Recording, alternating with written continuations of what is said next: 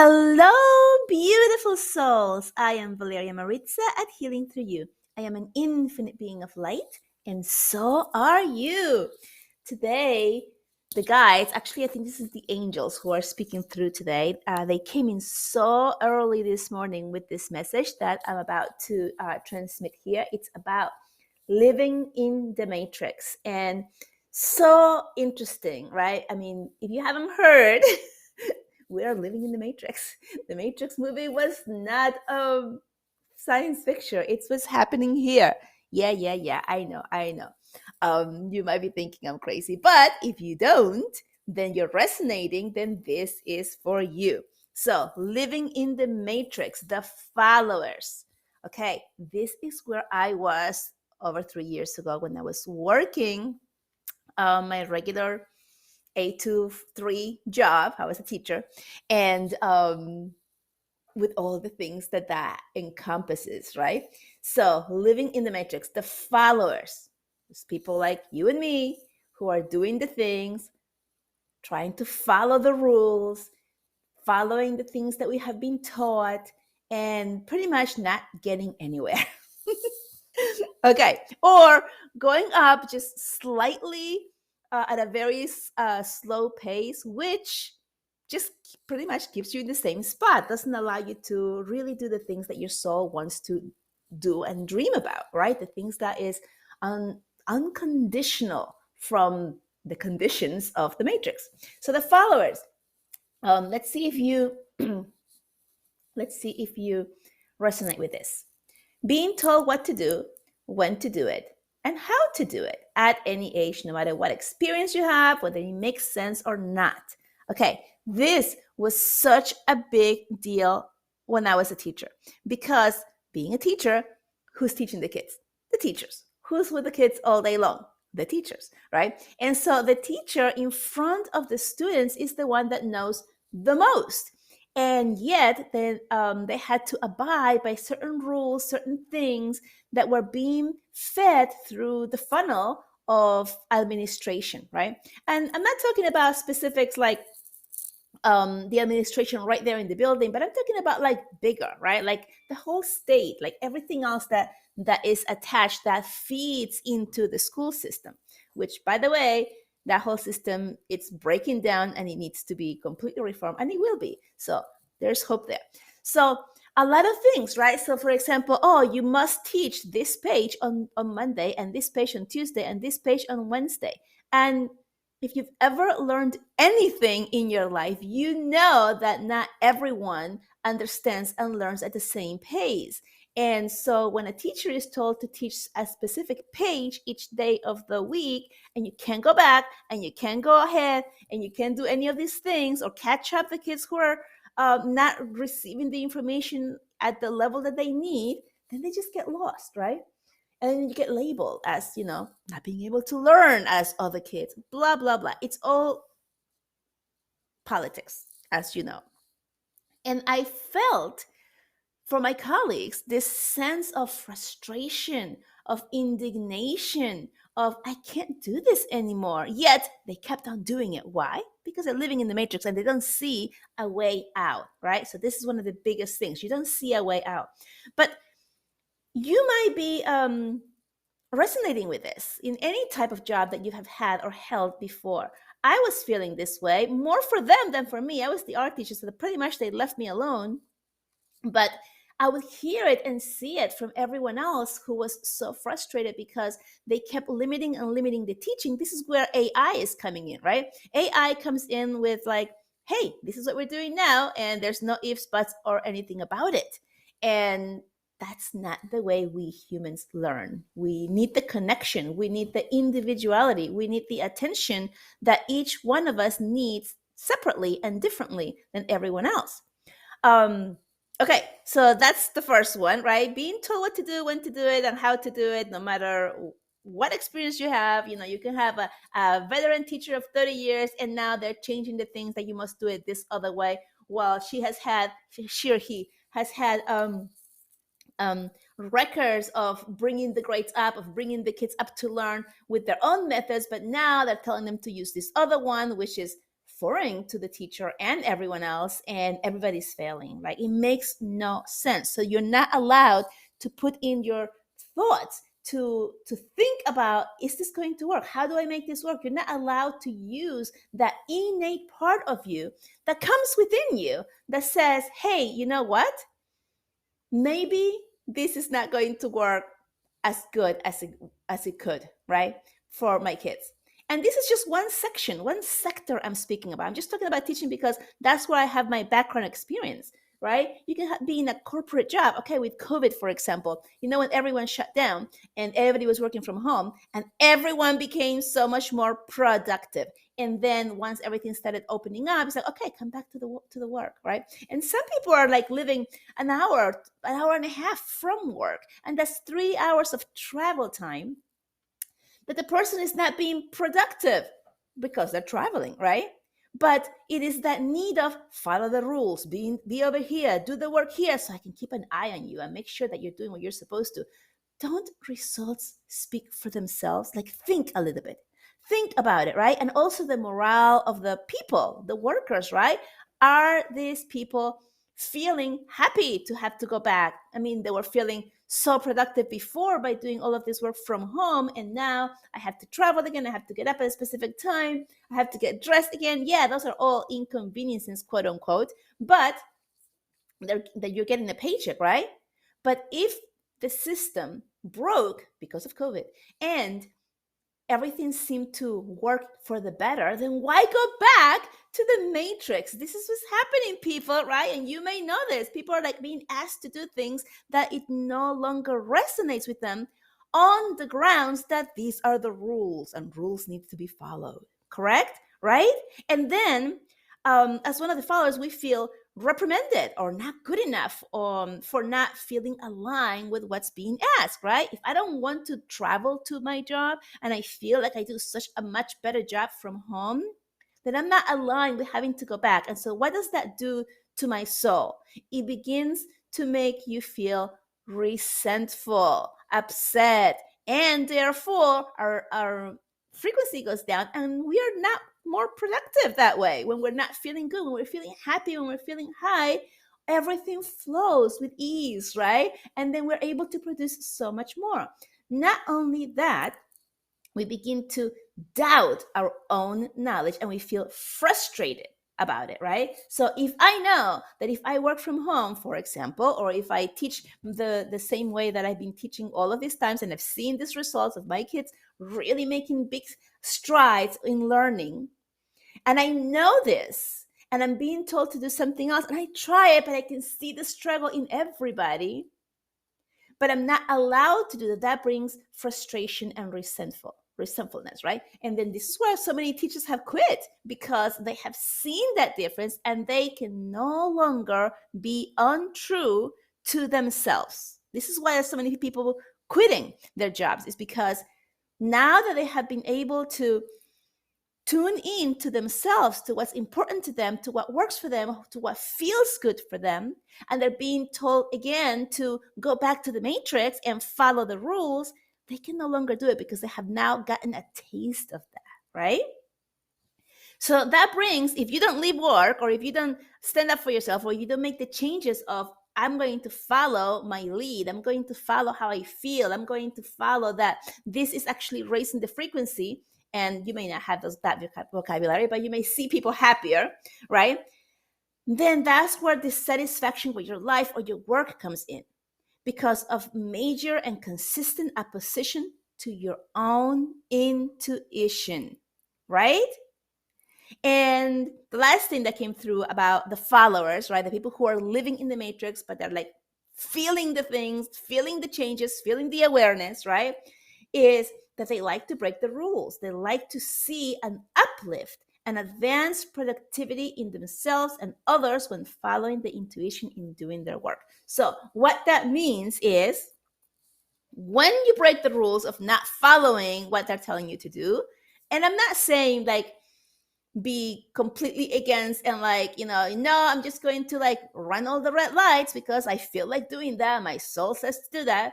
All right. So we're not going to the extremes of doing something that feels good to you, but is putting others at harm. I'm talking about doing things that feel good to you because you see the happiness and the uplift in others, right? So there's a huge difference there. You are aware of how you, following your own intuition, following your own thoughts and ideas, create a better world around you. You're aware of this. And this is where you have this discord between what do I do now, right? What's going on? So that's where that comes from. Okay. So just wanted to be clear. Like, don't just go doing things that, oh, I just feel like doing it. Valeria said that. No, that's just not what I'm saying. Right. Okay. So that's the part. And then let's talk about the enforcer. So these are the people in power, right? So, for example, I'm going back to teaching here, the people, the powers that be, the government, who is feeding down a specific amount of funds to fund each school that complies with their rules, even though they have never stepped foot in an actual classroom and see the actual needs of the students, right? So, and you know this all across, all of the rules coming down from the funnel and telling you this is better because of the study and because I did this and because I think that and because blah, blah, blah, blah, blah.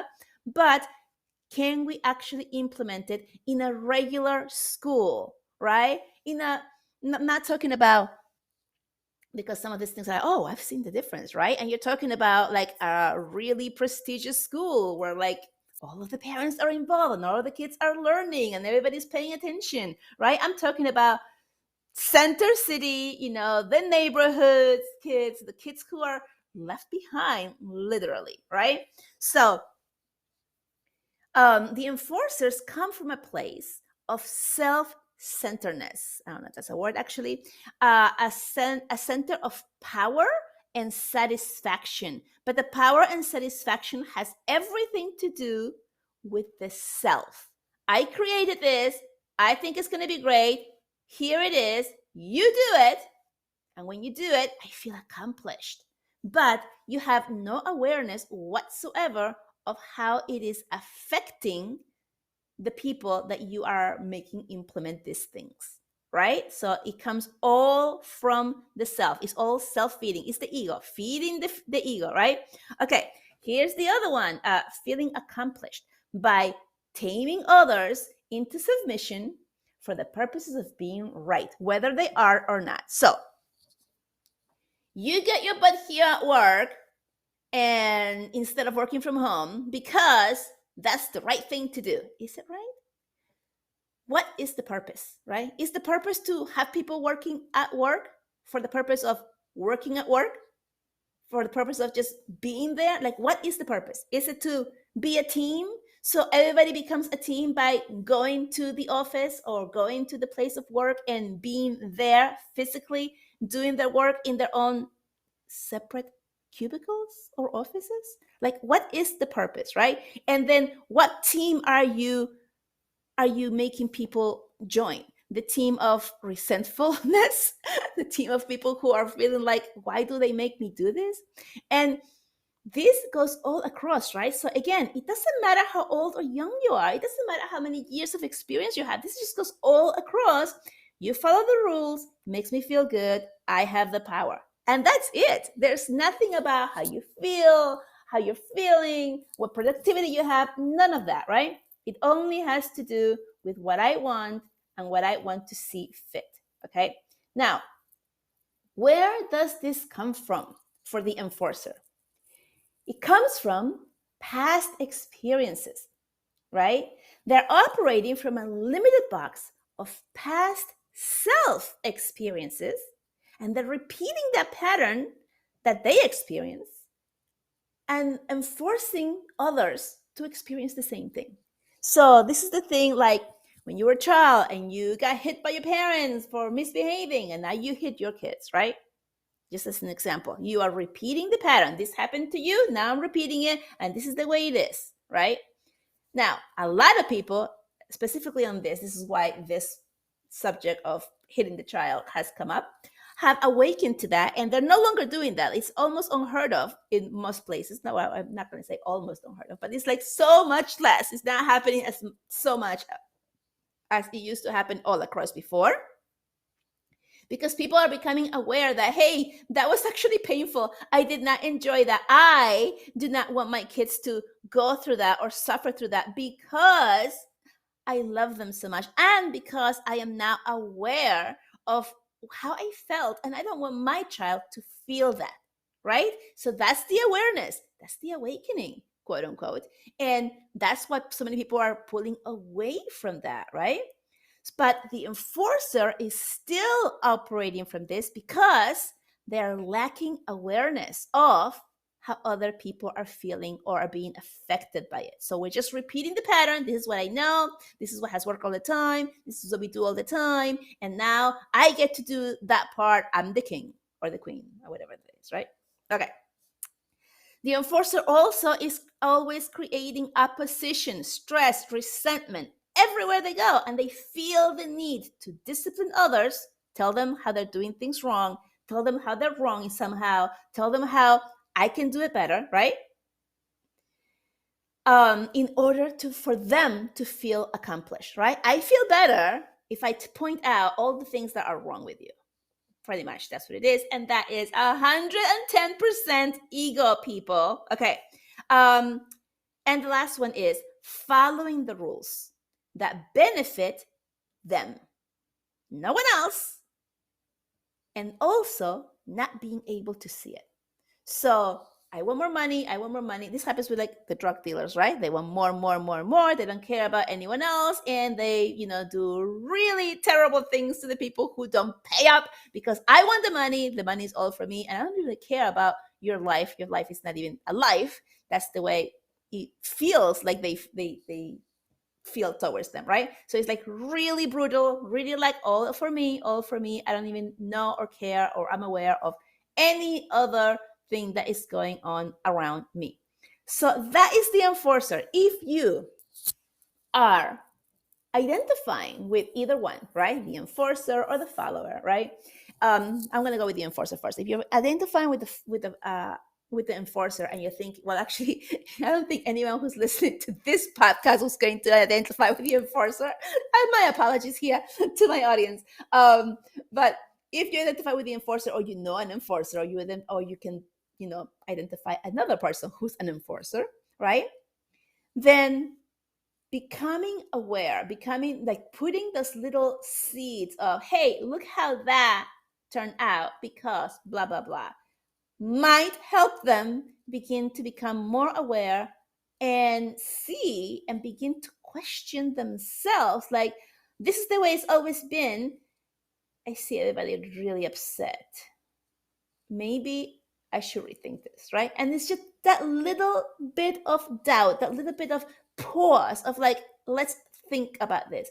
Let's think about how this makes others feel.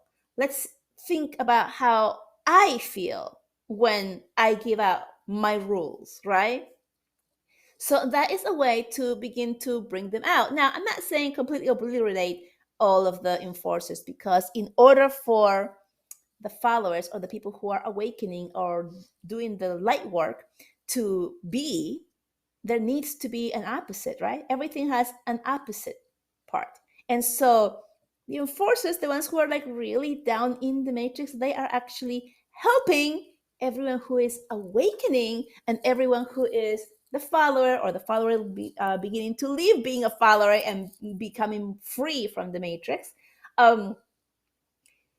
It's happening because you need both ends in everything. You need that separation and you need that opposition in order to see the difference, right? To feel the difference. So not pushing them all down, but I mean, they're there for a reason. They're there to also help awareness and awakenings by showing us who are ready to awaken and become aware and rise what we don't want, right? So it's becoming really apparent and really aware for us who are doing the work and being light workers on this earth to see those huge differences because they're there. And if they weren't there, it would be so much harder to be like, oh, okay, what do I do? Which way do I go? And what feels good? Because there's no opposition. So not throwing so much fire on them, just letting you know that if there is somebody that you see that are beginning to